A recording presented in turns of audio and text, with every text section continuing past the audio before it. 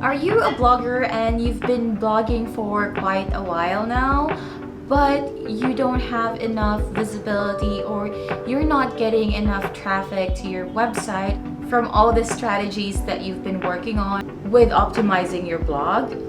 Or are you an aspiring blogger who needs help with planning and strategizing how you can start your blogging career? Then stay tuned, and I'm going to be sharing some helpful tips that you can apply for your blogging business.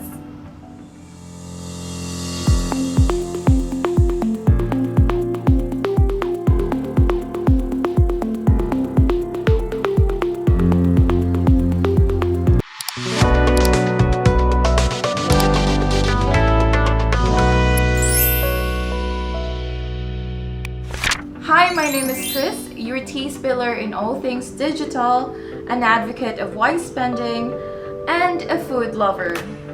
I have been doing SEO for a long time.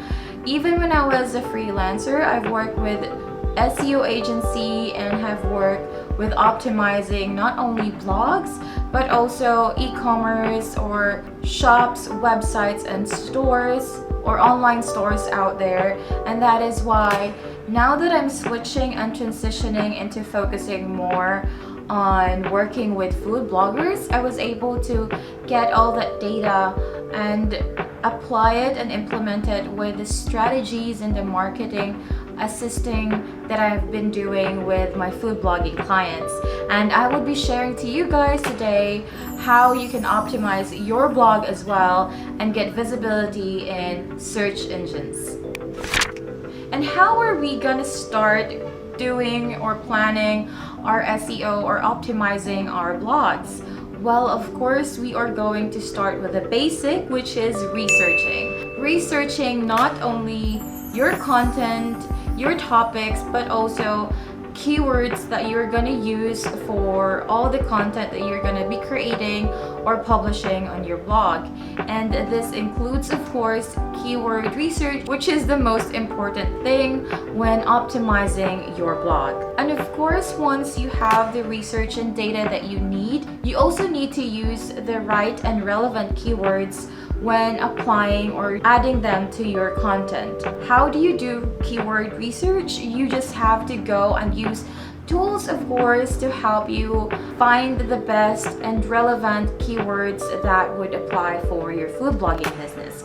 And I would highly recommend for you to check Google Trends for keyword research, or SEMrush, or keywordtool.io, and so many other keyword tools out there when you are doing your keyword research. And make sure to also do some competitor analysis of what other bloggers like you are using and what other bloggers are currently at the top of that specific topic, that specific seasonal content, and use that and leverage that for your content as well. And next is using meta descriptions or meta in general. So sometimes other bloggers tend to forget putting the meta out there and not leveraging it when you're publishing your content. But you really need to pay attention to this, and it doesn't take a lot of your time to just plug them in. And if as much as possible, plan your content ahead by also adding the meta description through your plans, or meta in general, meta description, meta title, meta tags, those kind of things, and add them in your food blogging content planner or whatever it is that you are currently using right now to track all the content that goes out in your blog. The reason why you need to add meta descriptions, it's because it helps you increase your click-through rate, which is very important when you're trying to be visible in search engines. And the next one is, of course, to integrate multimedia into your content, especially high-quality medias that is also relevant to your content. This could be audio maybe, or maybe you can link your YouTube videos if you have one to the current blog that you're writing, and only use it, of course, if they're relevant to each other. So if you are creating, or if you're making, let's say for example, a food blog review with a certain restaurant, of course have a video that is relevant for the restaurant that you're making a review with and not other restaurants. So just make sure that all the content are related to each other, and even your multimedias that you have added in there, may it be photos, may it be videos, audios, and all those things. And next is to make sure that your content is comprehensive, up to date, and high quality. This is really important, especially if you're still trying or if you're still starting, that you have to be consistent of what you're putting out there to help your audience or your followers to stay and read through your content because they really like it, and they really need it for whatever they're doing, or they just enjoy it because it's really good, it's informative, it's fun, and all those other things that helps them want to stay in your blog. So it is important that it is high quality.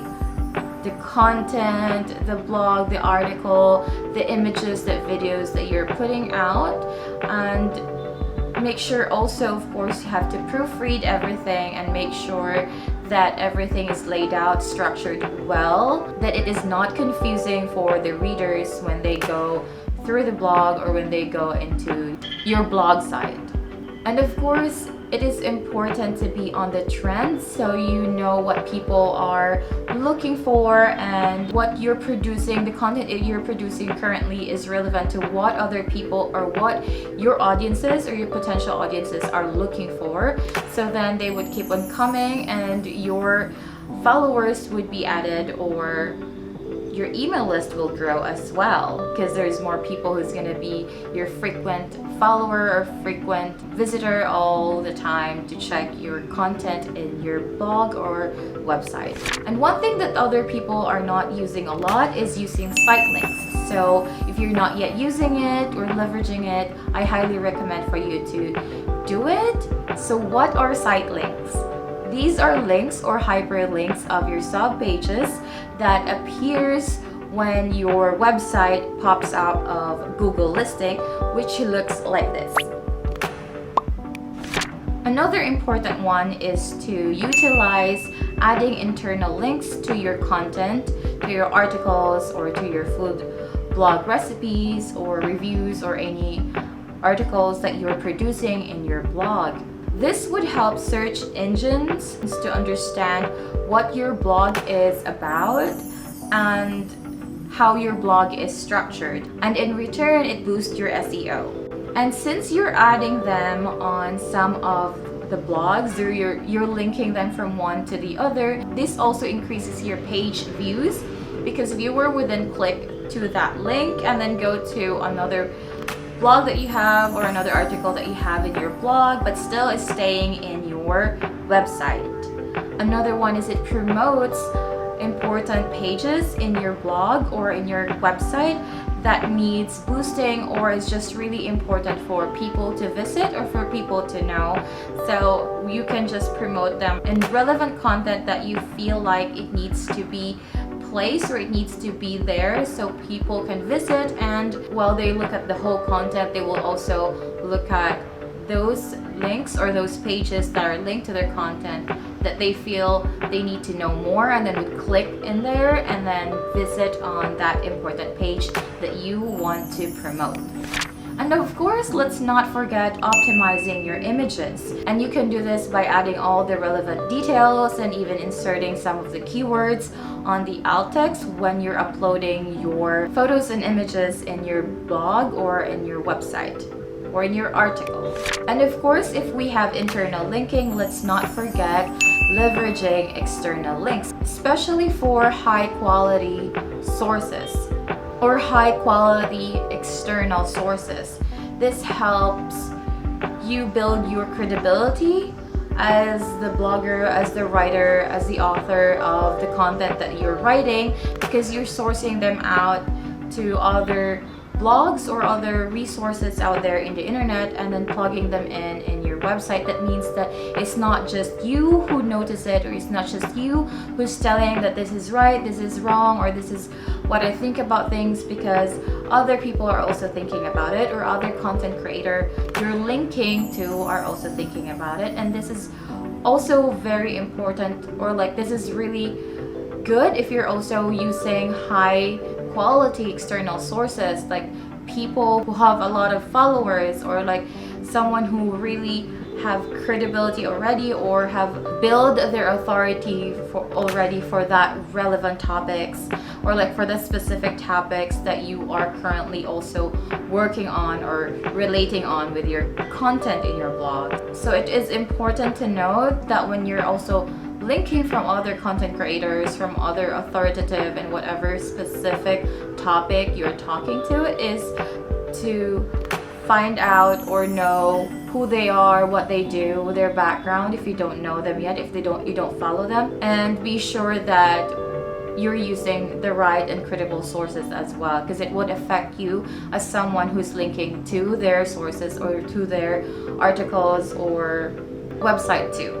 And one thing also about adding external links from other content creators or from other sources is that it encourages backlinks. That means when they see that you're using also their blog as their source, or their content as a source in your blog, they would also see if your website is relevant and who you are, what you do, and encourages them to also maybe use you as well as a reference, or add your links as one of their external links in their content. So it encourages a back and forth, like supporting one another at the same time in a community, even if you don't know each other, because you have already been able to establish that both of you are now into this topic and knows a lot about it. And of course you have to do background check about you, but in the long run, if they like what you do, they like what you put out, they would still also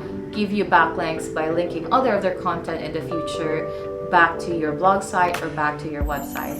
And lastly is to monitor your SEO performance.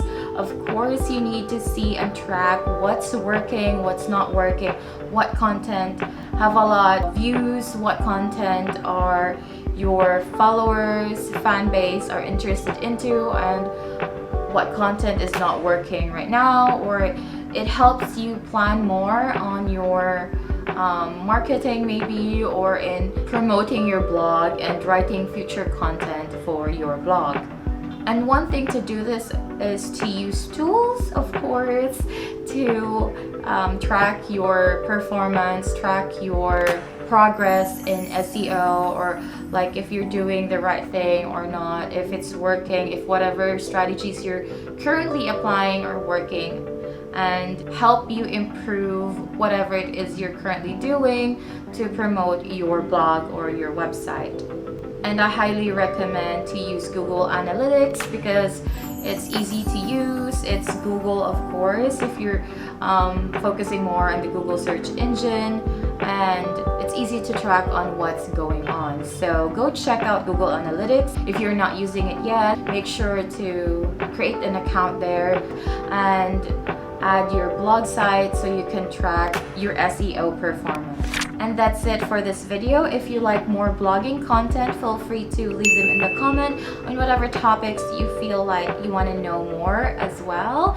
And if you also love digital marketing or like traveling, I would also be posting more of those content in the future, so feel free to follow me, or if you love this video, share this to someone who might find it valuable, and of course click that notification bell to be notified with my upcoming videos, and subscribe if you love my content.